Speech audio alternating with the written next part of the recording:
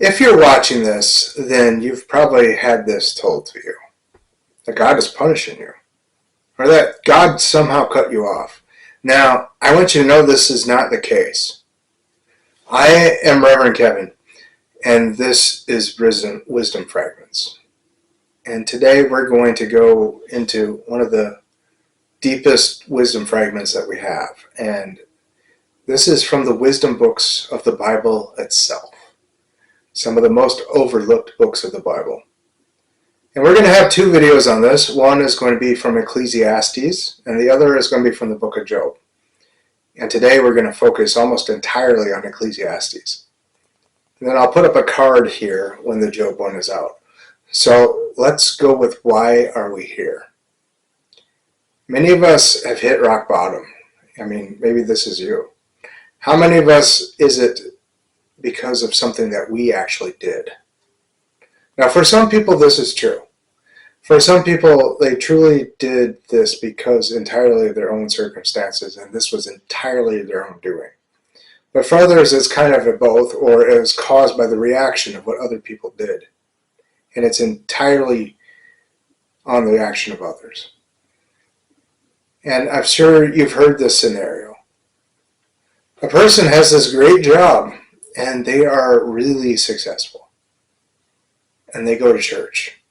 And they give to the church. And then all of a sudden, they're laid off. Their severance runs out. They still have not found a job yet. And they come to the church for help.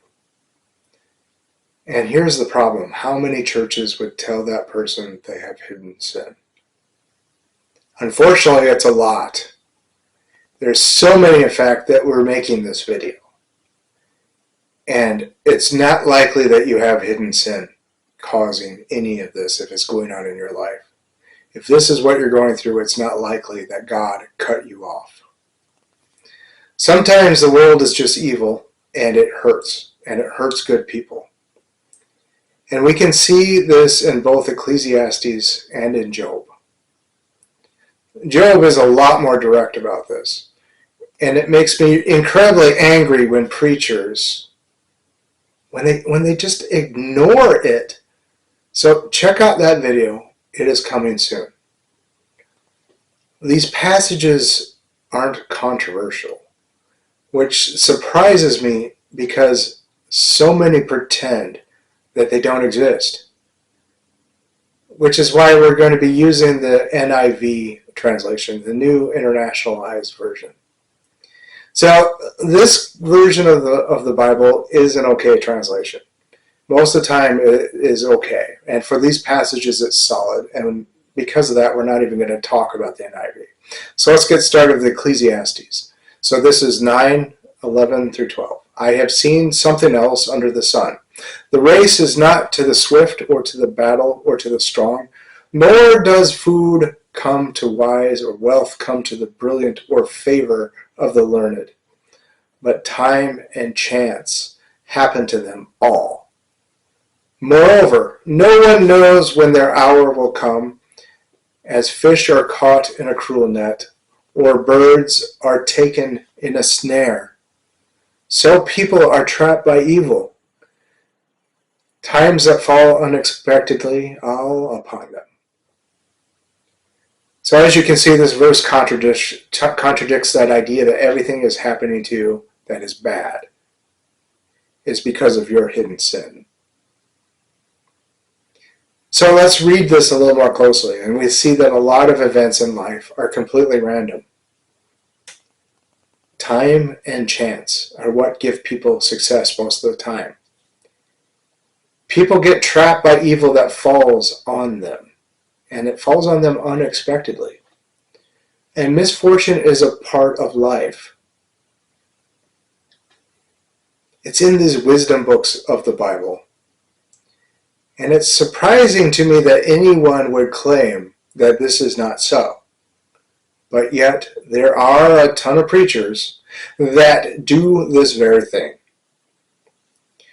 And so we know it's not a great solace, but what's happening to you if you're at rock bottom is not your fault. Things happen. People happen. People are people, and they do things that hurt others. The world does things that hurt us. And having bad luck is not a sign of God cutting you off. Now let's go on to chapter 8, verse 14. We're doing these things in order of importance. There is something else meaningless that occurs on the earth. The righteous who get what the wicked deserve. The wicked who get what the righteous deserve. This too, I say, is meaningless. Right there in the Bible, the righteous are getting what the wicked deserve. The wicked are getting what the righteous deserve. Let that sink in. Because Solomon makes it very clear here that there is no link between suffering and sin. You can be righteous and suffer. And so conversely, this is going to burst a lot of people's bubbles. You can be very successful, and you can be the complete opposite of what Jesus said we are to do. As we continue backwards through Ecclesiastes, chapter 7, verse 15. In this meaningless life of mine, I have seen both of these, the righteous perishing in their righteousness, and the wicked living long in their wickedness. Righteousness doesn't mean that you have no problems and that everything is stable. And conversely, wickedness is not always punished. And we will see this more when we look at Job. If any of this is you, I want you to know that you aren't alone. This will pass. There's nothing you did wrong.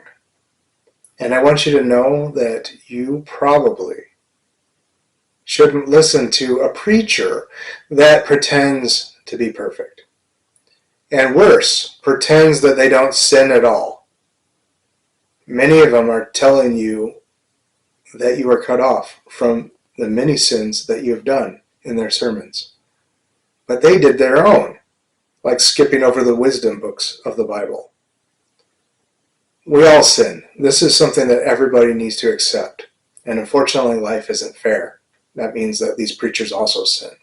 But that doesn't mean that God doesn't love you. That doesn't mean that Jesus isn't trying to help you right now, even if you can't see it at all. And so have faith. Believe in the impossible.